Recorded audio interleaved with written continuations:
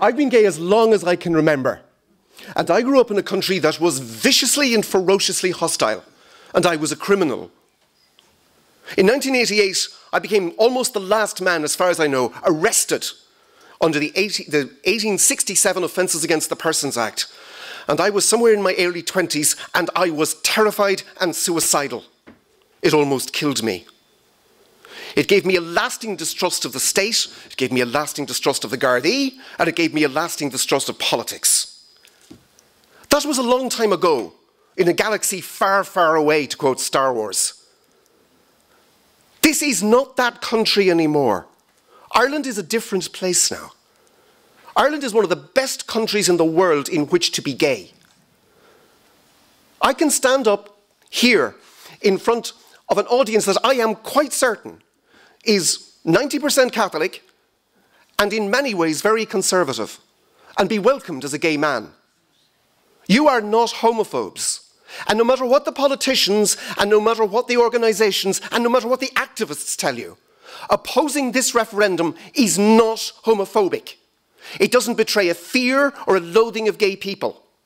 What it does show is a commitment to civil marriage, not religious marriage, because that doesn't change, but to civil marriage as a valuable and useful institution. When you're proposing a big change, you should have a big debate. We're not actually having a debate at all. We're not allowed to have a debate. What we're looking at is a failure of politics and a failure of politicians. We pay our politicians handsomely. We give them expenses. We have a government and we have an opposition. But we also have a stifling consensus. It's a stifling consensus because, on one level, our politicians want to look cool and compassionate, nice, and they're just scared to step out of line. And on another, far worse level, because there is a reign of terror. Breda has experienced it. I don't know how many people in this audience are on Twitter, which is a sort of a internet micro-blogging, you write little things. If you really want to see the sort of terror that is visited upon people, Google Breda and see the sort of things were said about her because she stood up to a News Talk presenter 2 days ago. Now, of course, none of them are true. The fact is, she's been attacked not because she was bad or said bad things. She's been attacked because she was right and because she disturbed the consensus by being capable. And if you really do want to see, Breda mentioned the sort of reception that the children of same-sex couples, and I want to return to that idea, the children of same-sex couples get if they stray away from the script. You should be a gay man and stray away from the script and see the reception you get. This very day, James O'Reilly said that by debating this issue, we are damaging the mental health of gay people. Now, of course, James O'Reilly didn't offer us any evidence. He didn't do any studies. The most incompetent Minister for Health in the country's history wasn't able to cite a single source, a single psychiatrist, a single study, anything. Well, obviously you wouldn't expect evidence-based argument, evidence-based medicine from James O'Reilly, but he could at least have tried a little. The last time I was in Killarney, I think it was in this very room. I came down for the Fine Gael party conference. I have since left that party. And the proposal, the reason I came, was to debate the proposal to abolish the Seanad. And myself and a friend circulated a small leaflet, just basically putting forth how bad an idea this was politically and in terms of debate within the Oireachtas. Once the party leadership got it, the debate vanished. It was cancelled. And I learned that day that Enda Kenny is incapable of debate. He can't do it. And that's one of the reasons we're not having a debate. Mind you, not debating that issue when they adopted it in 2010 didn't do very well for them when it went to referendum. And I'm hoping the same thing is going to apply now. Breda mentioned Mary McAleese's intervention in this debate. Now, it ought to be noted that Mary McAleese has broken with tradition, as Breda said, by intervening. As a gay man, I found her intervention shocking. I don't need my relationship normalised, Mrs. McAleese. My relationship is normal for me. It may not be normal for you, but it is normal for me. And that was a quite shocking thing to say. And if people want to wag a finger and talk about homophobia, well, Mary Robinson made it quite clear. She doesn't think when I'm in a relationship it's normal. Or Mary McAleese, isn't that an extraordinary thing to say? But nobody was shocked because, of course, Mary McAleese has adopted the right faith. She's not a blasphemer, she's not a heretic, she agrees with the consensus, so she can say no wrong. And of course, at the heart of this debate, or not debate, that we are having, are children. We should not be having a debate about marriage that excludes children. In fact, this debate should be about children, it should be child-centric. But what kind of a vestigial debate do we have? What little debate we have are about the rights, the whims, the loves, the fears, the feelings of adults. Nothing about children, or what their rights are, or where they're going with this, or how this is going to impact on them. A debate about marriage cannot solely be about adults. It must at its heart be about children. But we're told over and over again, no, marriage isn't about children. Now, the fact that we delay the dissolution of marriage, we make it very difficult to get out of. That's a clue that it might be about something else than the romantic whims of adults. If it's merely love, wouldn't we end marriage the minute people said, I'm just not in love with her anymore? Wouldn't we let them out then? But we make them wait. We make them make arrangements. We make them do it over time. We do that for a reason. We do it because we know. We know where marriage is in the Constitution. We know that marriage is fundamentally about children. Why would the state care about the loves of adults? If it was just about our loving each other, why would the state give a damn? Wouldn't it be an awful waste of the law and of courts and of registrars and everything else? We could just draw up companionship agreements. Part of the thing about not having a debate is we have no real information. No thought has been put into this. I'm not an expert. I'm not an expert on anything. But I know that if you're changing the law, you do white papers and green papers and you talk about it and you discuss it and the opposition says one thing. And then when the bills come through, there are amendments and they're considered. What we're having in this stifling consensus is something rushed through without any care of what it's going to do to the law. And by taking gender out of marriage, we are putting a bomb into central family law. A bomb that will ricochet and keep going for a long time.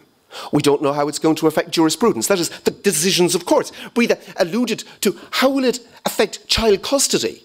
Well, it's glaringly obvious. Married families have precedence. That has consequences. That has consequences for children who will be deprived of a parent, who will now be relegated out of the family. And because this new family, this new relationship will now be their family, this new married relationship, they can be deprived of ever seeing or meeting that parent. It's just a biological thing. It's nothing. Because centrally at the heart of this idea of making gender nothing is a reductionism of human sexuality. It turns women into merely egg layers or incubators, and men into sperm donors. And that may sound rough, but that is precisely what we're doing with our basic family law when we do this. And we are more than that. We are more than that in the lives of children. Our parents were more than that in our lives. You know that your parents were more than that to you. You know if you were bereaved of a parent, you know if you had a friend who lost a parent, the effect that that had on their lives. I had a boyfriend once who lost his father when he was 7. And James spent the rest of his life getting over that. He never got over it, really.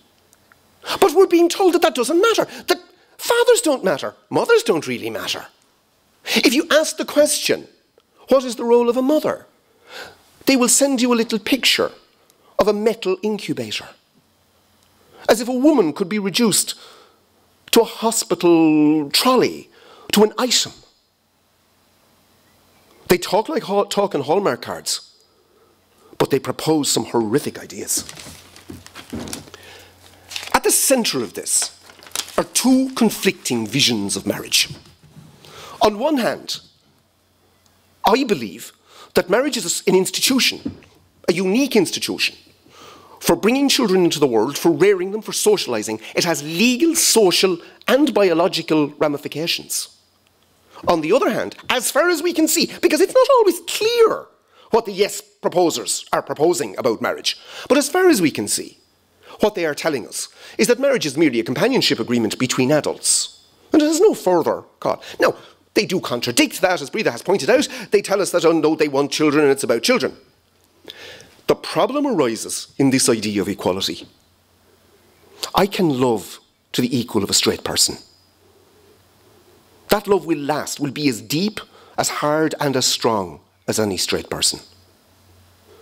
But like any same-sex couple, we will not produce children without another party.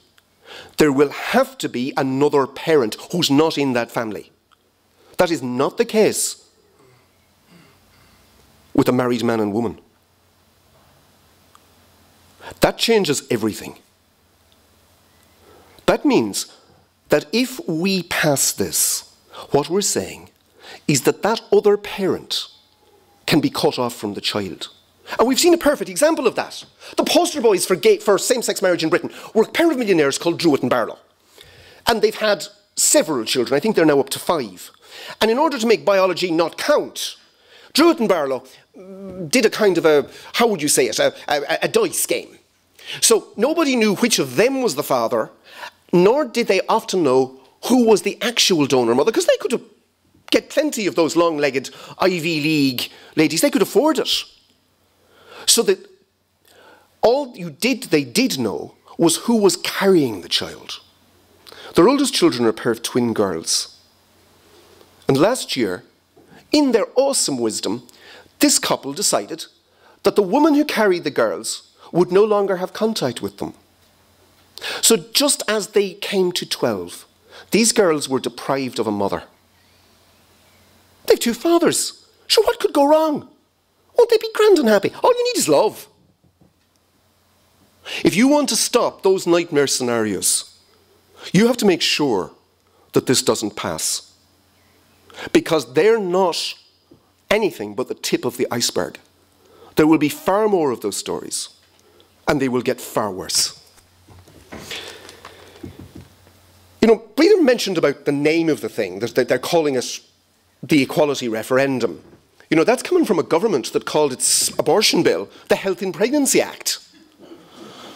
So you can't really take too seriously what politicians call bills. You can't take actually anything that politicians say seriously.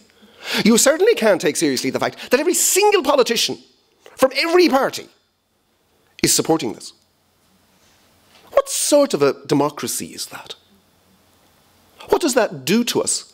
Not alone that, but every single civil institution has been subverted. We've had the Human Rights Commission come out and declare that this is a human right. They've got no backing from that. They don't have any backing from the European Court of Human Rights. They just decided to do it because it felt nice. Because as Thomas Sowell said, it's not that people can no longer think. It's that they now mix up thinking with feeling with thinking. So it feels good, we'll do it. And in the next few weeks, what you're going to see is every county council in the country is going to come under pressure to endorse this. And any of you who are councillors, I'm sure, if there are any here, and I know there's at least one, will find yourselves under pressure. And you'll be told that you're Neanderthal. You'll be told that you're a homophobe. You'll be told all of the usual things. It's your job to stand firm. Even if you're for this, it is your job to stand firm. Marriage is not a competence of county councils. In a democracy, we do not subvert every civil institution simply because it makes some people feel happy. This is a debate, or should be a debate, on a referendum proposal. It ought not to be fought in council chambers. And we ought to stand up to those pressures. One of my huge problems with this is that I believe that by making marriage a degendered institution, we are putting assisted human reproduction at the heart of family law. That's things like sperm donation and surrogacy. And we're told surrogacy is beautiful. What's beautiful about it? Surrogacy is a form of extended prostitution that plays with the lives of children. If I go out Killarney tonight, not me particularly, just pretend it could be me. If I go out Killarney tonight and I pay a lady for sex, it's wrong and it's illegal and it's all sorts of things. If I pay a woman to bear a child for 9 months, it's beautiful. I rent her womb, I rent her body. And then I take that child and she has no further contact with that child. That's beautiful. That's a wonderful thing. You may have seen the Irish documentary on surrogacy. It was about a couple, I think they were in Cork, who paid a lady in India to have a child. And this is quite common, the exploitation of poor people in the third world to bear children. There was an astonishing moment. Anyone here a Harry Potter fan? What do you think of it? One anyway. No one wants to admit. Harry Potter's brilliant. I love Harry Potter. In Harry Potter and the Goblet of Fire, there's a moment when Lord Voldemort returns. And in the graveyard in Little Hangleton, where Potter has been magicked to, along with his friend and competitor, there's 2 of them. But Lord Voldemort and Peter Pettigrew only need 1. So the line in the book is, "And a high cold voice said, 'Kill the spare.'" Now, that was Lord Voldemort, and Lord Voldemort is evil. He's evil personified. On that documentary, there was a night where they said, "We're not paying for 3. There will have to be a reduction." And what is that translated into English? Kill the spare. That's some attitude to human life. That's some attitude to children. That's some way to bring a child into the world. What happens when that kid is 16 or 17 and discovers he has 6 half-siblings or more in India and 2 full siblings that were murdered? Do you think that's going to be good psychologically? You know, you'd like to ask, how did all that brutality work out for y'all? But sadly, I can't joke about that. I find that too shocking. I find surrogacy too ugly to want to place it at the heart of family law. Oh, we're told it's not. We're told that that wonderful bill that they rammed through the Dáil, what was it called? The Family and Relationships Bill, Act, as it is now, has settled all that, and we don't need to worry. And those wise minds that gave us the banking guarantee and bankrupted the country are telling us, don't worry, little people, it's all sorted. The problem is that we're changing the Constitution, and right slap bang in that article is the right to found a family. So how do you regulate surrogacy in any way when there is the right to found a family if you're a same-sex couple? What does that do? Where does that take us? Does that mean that the HSE is going to have a duty to vindicate that right? We don't know. There's been no white paper. There's been no green paper. There's been no discussion. Because to talk about this is to be homophobic, Neanderthal and stupid. Well, I'd rather be homophobic, Neanderthal and stupid and talk about it and work out where the hell this madness is going than be complimented by the people that are proposing it.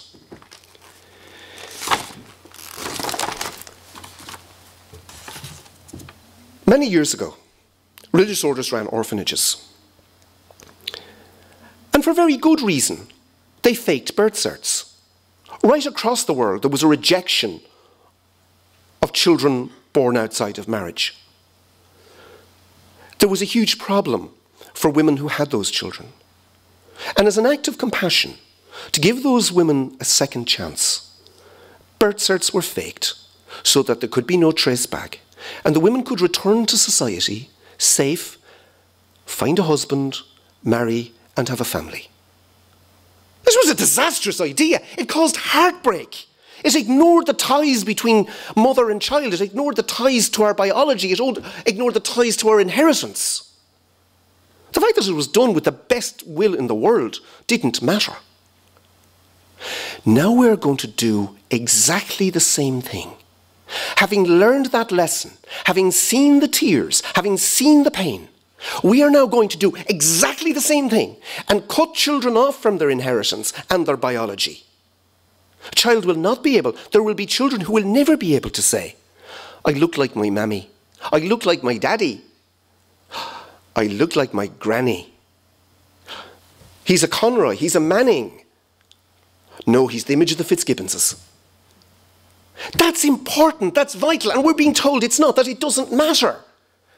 And we're putting that severance, that disjunction at the heart of family law. That's wrong. For me, because I learned to distrust politicians, I tend to be cynical. I find an awful lot of the Yes campaign talk like talking Hallmark cards. But I've seen their reaction to me. I've seen the death threats. I've seen the things they say.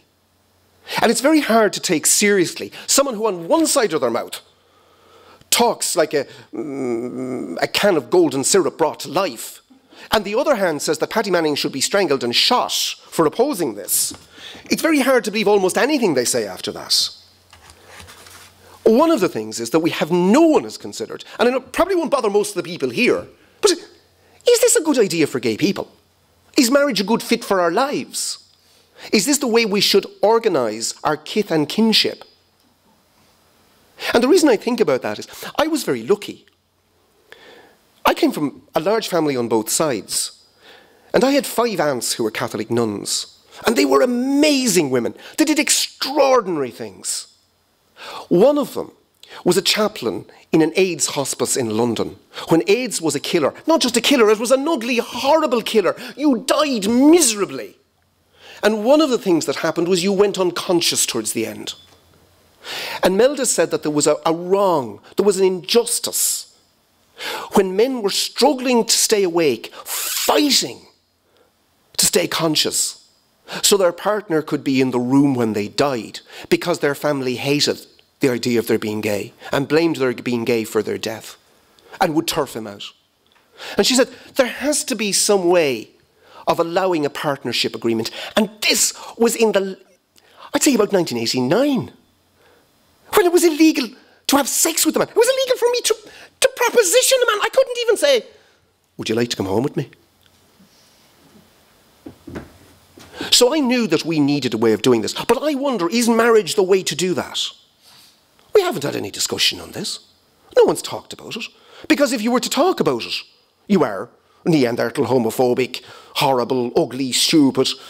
Oh, also I'm going to be single for life as well. That was one of the other ones. You can't give me back. History's happened. You can't hand me back when I was 22. You can't give me back you can't unterrorise me that night in the library car park when a 6'2", 19-stone cop arrested me, having lured me in. You can't take that back. You can't change that. That happened. That's life. It doesn't matter how bad anyone feels about how gays were treated in Ireland. That was then. That happened. You have no right, and this country has no right, to deprive children of parents, to change law that makes it worse for children as an act of compassion. That's not compassion to gay people. It's not compassion at all. It's a silly, messy, wrong thing to do. Do not be terrorised. Do not be blackmailed. Do not be forced because of some arcane guilt to do this. I want you to go out and vote no. More than that, I want you to get your friends and families to vote no. Thank you.